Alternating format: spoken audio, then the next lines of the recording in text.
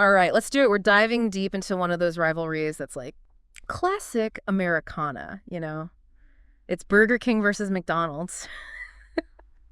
You know, it's funny Squirrel. how when you really start looking into Burger King, it's like a mirror to the whole fast food world. Yeah, that's a good point. It's not just about two burger chains, right? No, it's about how American tastes changed, Yeah. and how these like massive companies just Like- fought like crazy to get you to buy their food. And they did it with, I mean, we've got timelines, we've got all these crazy stories, even corporate espionage. Oh, yeah. So where do we even begin with this? Well, I always say start at the beginning. And in this case, Mhm. the beginning is actually pretty surprising.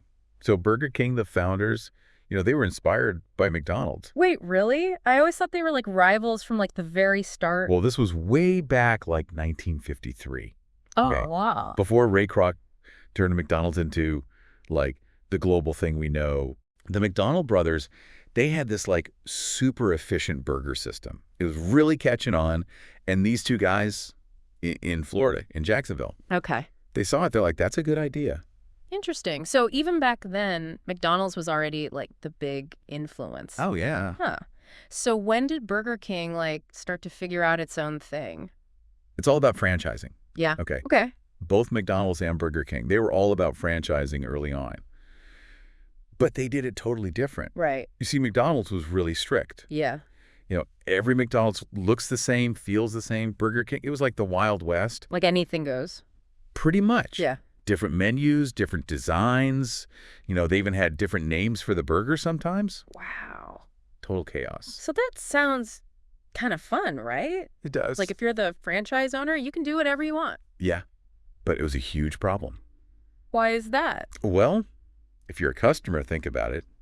You don't know what you're going to get. Oh, right. If it's different everywhere, you don't know what to expect. You go to one Burger King, it's one thing, another one totally different. Consistency. Right. You got it. So how do they fix that? Pillsbury. Pillsbury. Like The cake company? wait, the cake company buys a burger chain?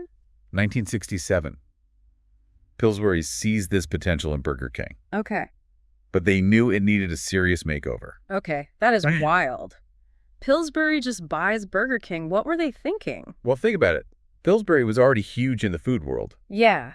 but they were mostly known for, like, baking. Right. So they buy Burger King, Yeah. and they can get into fast food. Okay. So it's just a way to like Yeah. expand. They could reach all these new customers. Smart. So Pillsbury brings the structure. Yeah. But when does Burger King find its own like voice? What makes them different from McDonald's? 1974. Okay. 3 words. Have it your way. Oh, yeah. The jingle. Right. Actually, right. Hold the pickle, hold the lettuce, extra onion. Oh, it's stuck in my head now. It was genius. But it was more than a jingle, wasn't it? Oh, yeah. It was like a statement. I mean, McDonald's was all about doing things their way. Right. Like the same way every time. Exactly. Yeah. But Burger King was like, hey, you're unique. You want extra onions? No problem. Hold the tomato. You got it. So it's like they're saying we're the opposite of McDonald's. That's right, it's- like you're an individual. And it worked. People loved it.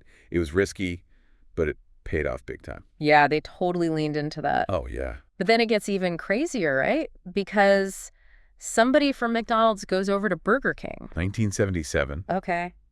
McDonald's executive, high-level guy, Like a spy. pretty much. His name was Donald Smith, Okay. and he basically switches sides. Wow. He goes to Burger King.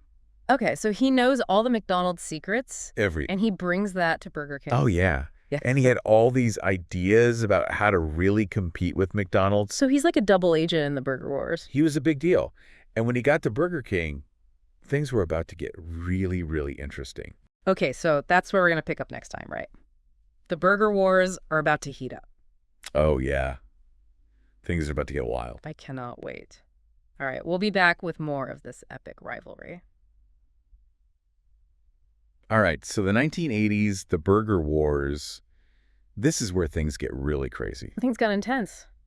Yeah, for sure. Like, what exactly were the Burger Wars? Was it like just ads and stuff? It was like this total battle on all fronts. Yeah. You had these crazy ad campaigns. Yeah. Like always comparing themselves. Right. Do you remember that Sarah Michelle Gellar commercial? Oh, yeah. Where she's like, Burger King's better. Yeah. That was like the first time they actually said the other company's name in an ad. Really? Yeah. I wonder if you could even do that today. It's different now. Yeah. Like with social media, everything's different. Right. Back then, it was all about TV, grabbing your attention. Oh, totally. And they did some pretty wild stuff. Yeah, they really went for it. Oh, yeah. And then they had new products. Okay. Like always trying to one-up each other. Right, like what did McDonald's have? The McDLT. I was a flop. Yeah, that thing was weird. Yeah, but Burger King had their own stuff, like the BK broiler, Oh, yeah. the chicken sandwich. So they were always just trying to come up with something new. Oh, yeah. It was a total arms race. And we got to eat it all. That's right. That's pretty cool. But it wasn't just ads and new food, right? Oh, it went even further. Sometimes they even sued each other. No way. Really? Yeah, like McDonald's actually took Burger King to court Over what? over their ads. Wow. Like they were making claims that McDonald's said weren't true. Oh, that's wild. So they were really going at it. Oh, yeah. And in all this, Burger King still came up with some really good stuff, Oh, yeah, for sure. like the Big King. Okay, yeah, you got to talk about the Big King. That was their answer to the Big Mac. Like a direct challenge. Oh, yeah. Head to head. And didn't they have those commercials where they, like, compared them? Side by side. Yeah, like the flame-broiled taste. 75% more beef. Yeah. They weren't shy about it. It's like they're saying ours is better. Exactly. I like that. But you know what's funny to me is, like, this rivalry was more than just about the food, you know? Oh, yeah. It became this whole cultural thing. Right. McDonald's was like the family place. Yeah, like the safe choice. And Burger King was, like, edgy. Yeah. Like for the cool kids. Yeah, the underdog. And the have it your way thing totally fits with that. Oh, absolutely. It's not just about the burger. It's like this whole attitude. It's about you. Yeah. Like express yourself. Exactly.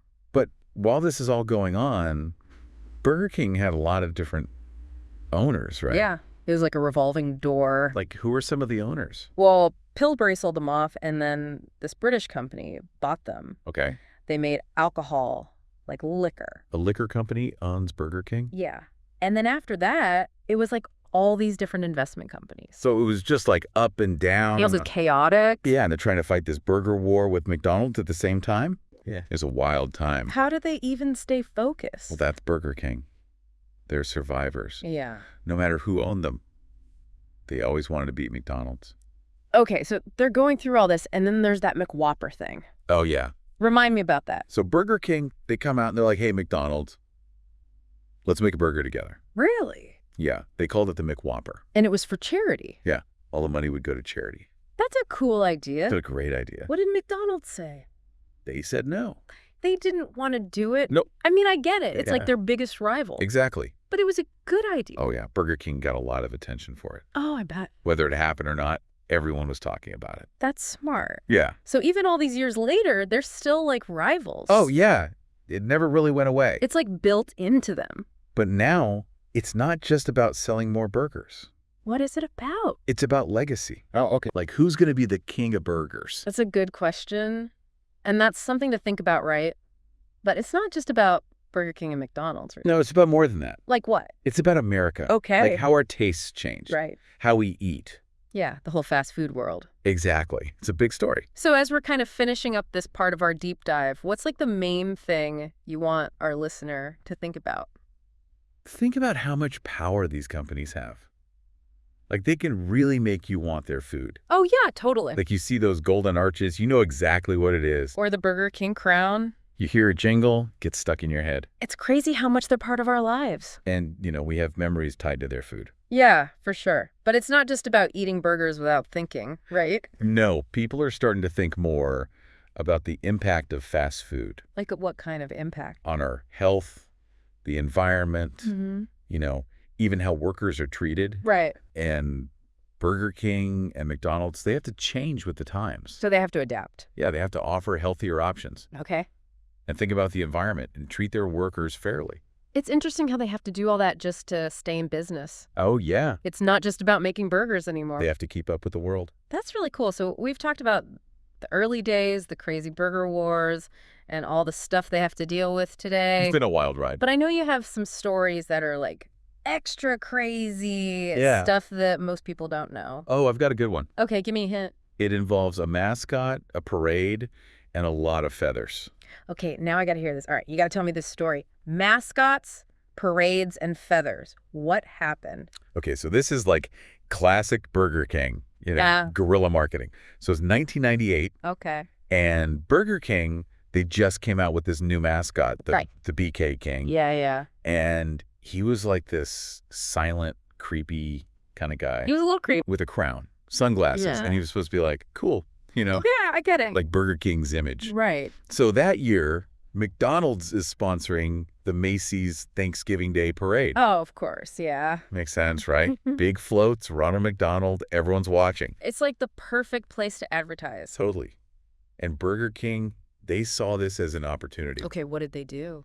They crashed the parade. What? Yeah, they sent the BK King and like a whole crew Really? to New York City. To the parade? Yeah, like they had a marching band, a float shaped like a burger, No way. and they just marched in the parade. Like without permission. Yeah, like they were just another group in the parade. Did they get in trouble? No, it was a public event. They couldn't really stop them. That's amazing. And Burger King, they made sure everyone knew it was them. Ow. They hired a skywriter Yes, right. to draw the BK King's face in the sky. Over the parade. Oh, yeah. That is so funny. Can you imagine being McDonald's? Oh, they were furious. I bet. They tried to get him kicked out, right? They did.